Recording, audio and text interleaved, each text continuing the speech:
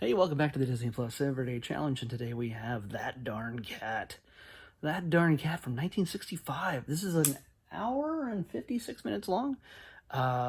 If you happen to watch one of my earlier videos from earlier this week, you'll notice that we watched Pollyanna, starring Haley Mills. She's back, and it's 5 years later. And honestly, I can't tell. She's a teenager, I'm guessing at this point, but she's living with her sister in a house. Her parents just happen to be gone, and they sort of own a cat that gets around town pretty much. He's a very smart cat. He's a jerk.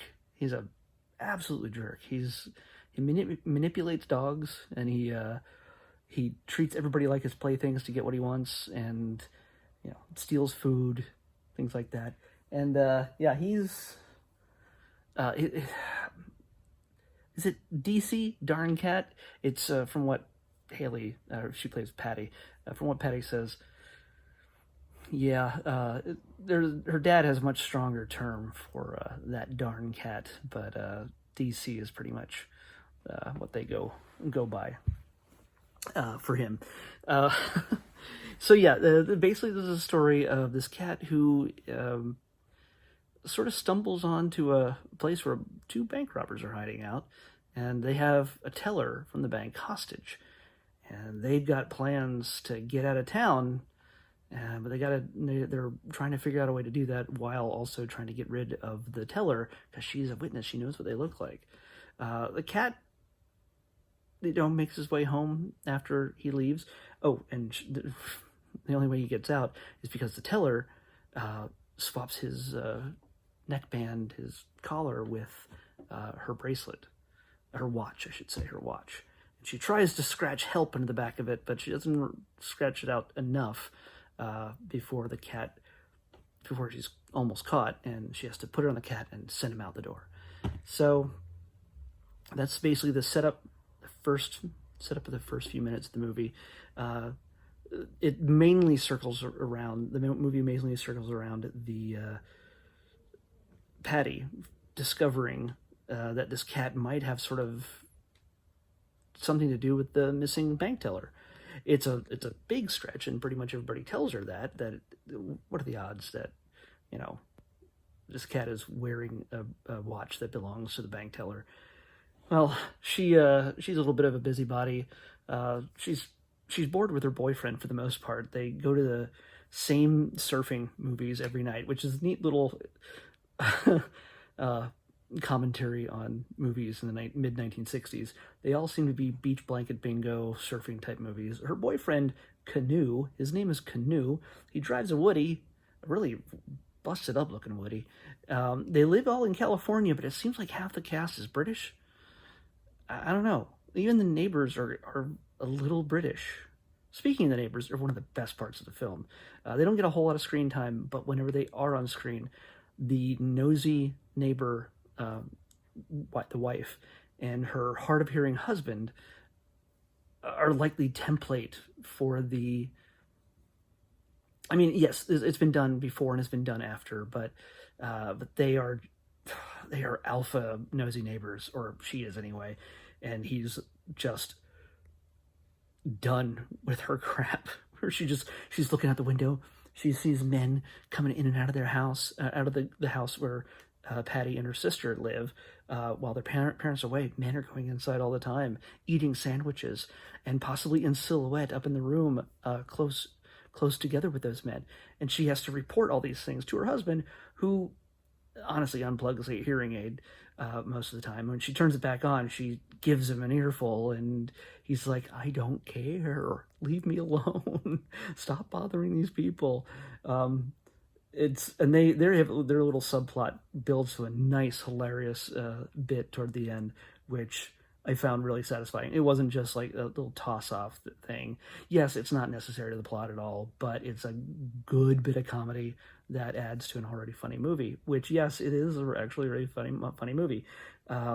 Patty, Haley Mills, is, yes, once again, just a general busybody, and she knows the cat well, and she decides to go not to the police, but to the FBI, which... they're the super cops in this era, they're they just wear better suits than the cops do. Um, but she runs across Dean Jones. Dean Jones, a perennial Disney hero that you'll find in just about every 1960s and sometimes early 70s Disney film. He is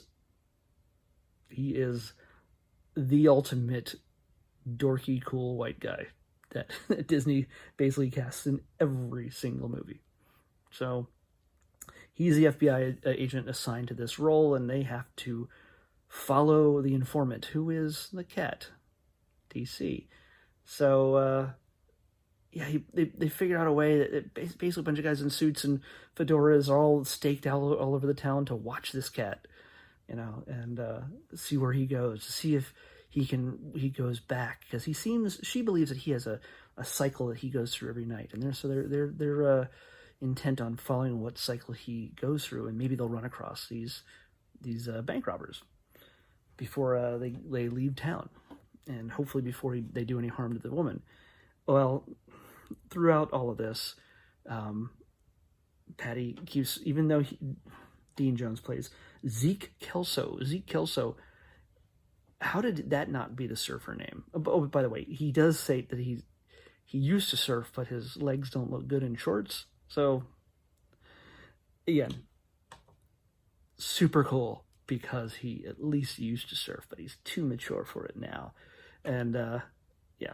Oh, and you have to understand that beyond these actors that we already know, that are part of the main cast, there's so many more people in this that just sort of inform this. Ingrid is played by Dorothy Provine. I can't pronounce it. I don't know her as well. I probably could look her up, but I'm not going to. But the names you will recognize are a gentleman named Roddy McDowell. He plays Gregory, and he's the one who's doting and also negging. He's just treating Ingrid like crap for the most part. It's her boyfriend. She uses him to get to work. He gives her rides, and he's very concerned about how Mother thinks of Ingrid. Anyway, yeah, he's very waspy and dorky. Frank Gorshin plays Iggy. Frank Gorshin, you'll remember him as the Riddler from the 1966 Batman. He's not been the Riddler yet. He was also in Star Trek. He played the half-face white and black face guy. I can't remember the character's name or the alien's name, but Frank Gorshin is in this. So he plays a great one of the bank robbers. Let's see. Oh, I can't go without mentioning Ed Wynn does a one scene cameo, but he's I can't even do it without embarrassing myself even further. If you know who Ed Wynn is, he is just the best. So yeah, if you get a chance, I gotta pull him up and so you can see. He was in so many other things. Of course, you saw him in Mary Poppins, and yeah, he's just. Why can't I say the rest of these? He wasn't the Cowardly Lion, was he? Why can't I say?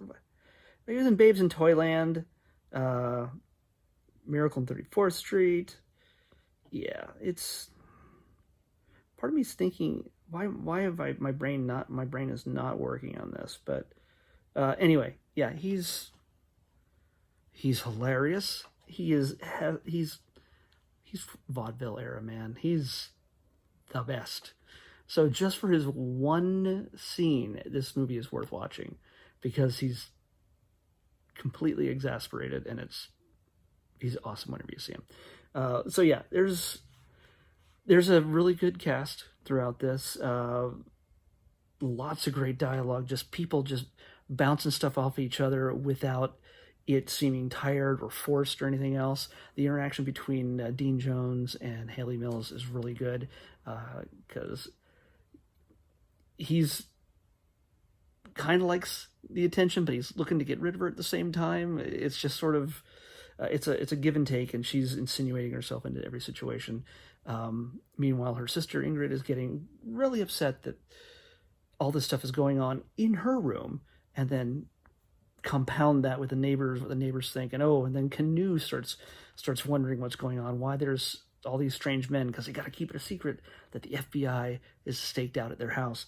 So yeah, Dean Jones' presence in that house causes all sorts of things to go wrong. There's a sequence at a drive-in theater, not drive-through, but drive-in theater, which we're all going back to now. I'd like to go see a beach blanket surf movie on the beach somewhere. It's got to be happening in Malibu somewhere, I'm pretty sure. But yeah, it's there's a big sequence where the cat also ends up there at the drive-in theater, and yeah, this is to me this is just one of those quintessential like 1960s era films that, yes, it looks completely dated, but the humor is not outdated, and if you understand the framework, the time that it's in, because they seem to be aware of it, it's so very 60s, and it's sort of a neat little play on movies of that era. But yeah, the cat is a jerk, and he's got the bluest, glassiest eyes. But yeah, I feel like cats need like good old-fashioned comedies that will not offend you, although I'm pretty sure darn had to be like profanity at this point. Like, it had to be pretty intense, pretty racy to be using darn in the title of a movie. It's not damn, it's not, it's not Gone with the Wind, but still, come on, darn. In a Disney film? That had to upset the church people. I'm just saying. Oh, come on, I just set this up. But yeah, everybody puts in an awesome performance. And by the way, there is a sequel that's also on Disney Plus. I think Christina Ricci's in it, from 1997, I think, or something like that. Somewhere the 2000s. We're gonna see that eventually, I'm sure, when it shows up. But yeah, we haven't. This is taking too long. I haven't had it yet. I see this promoted every single time I log in. It seems like it. And so yeah, I'm happy to finally have seen it, to know what that darn cat is all about. And this is taking forever. Sorry. I set up most of the stuff, and I thought that this was set up too. All right, 768 to choose from. Let's pick tomorrow's episode, 463. What do we got here? 463. Come on.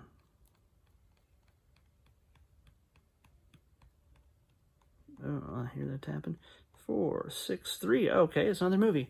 I don't know what this is, but maybe it's one of them old 60s movies. Hopefully it's as good as that darn cat. Right on track. 463. Right on track. See what we got tomorrow. We're gonna be right on track tomorrow on the Disney Plus Everyday Challenge. I'll see you back here tomorrow. Bye.